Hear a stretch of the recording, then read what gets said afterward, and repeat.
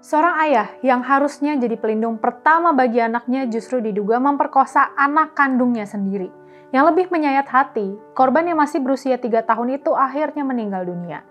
Kasus tragis ini terjadi di Kabupaten Kolaka, Sulawesi Tenggara. Korban merupakan seorang balita perempuan berusia 3 tahun. Polisi menduga pelaku adalah ayah kandungnya sendiri yang berinisial R berusia 22 tahun.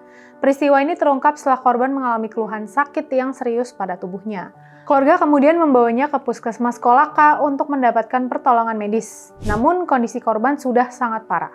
Setelah menjalani perawatan, nyawa balita tersebut tidak berhasil diselamatkan. Kejanggalan pada kondisi korban kemudian membuat petugas kesehatan dan keluarga melaporkan kasus tersebut ke pihak kepolisian. Kasubsi Penmas Humas Polres Kolaka, Aibtu Riswandi membenarkan dugaan tersebut. Ia benar, korban diduga diperkosa ayah kandungnya, ujarnya kepada media. Setelah menerima laporan, polisi bergerak cepat melakukan penyelidikan. Kurang dari 1x24 jam setelah kasus dilaporkan, terduga pelaku berhasil diamankan oleh Satreskrim Polres Kolaka pada 16 Juni 2026. Yang bikin publik makin geram, berdasarkan pengakuan sementara yang disampaikan polisi, tindakan itu diduga tidak terjadi hanya sekali. Berdasarkan pengakuan sementara, pelaku 3 kali melakukan tindakan kekerasan seksual kepada korban. Ucap Kasat Reskrim Polres Kolaka AKP Fernando Oktober. Bersama hal itu, pelaku juga menganiaya anak balita berumur 3 tahun tersebut, lanjutnya. Saat ini pelaku telah ditahan dan masih menjalani proses hukum lebih lanjut. Bahkan sejumlah laporan media juga menyebut penyidik sedang mendalami dugaan adanya korban lain, yakni anak tiri pelaku yang masih berusia 7 tahun. Namun informasi ini masih dalam tahap pendalaman dan belum menjadi kesimpulan akhir penyidikan. Kasus ini jelas pantas membuat publik marah. Tapi ada satu fakta yang perlu kita renungkan bersama. Banyak orang tua mengajarkan anak untuk waspada terhadap orang asing. Padahal dalam banyak kasus kekerasan seksual terhadap anak, pelakunya justru berasal dari lingkungan terdekat korban.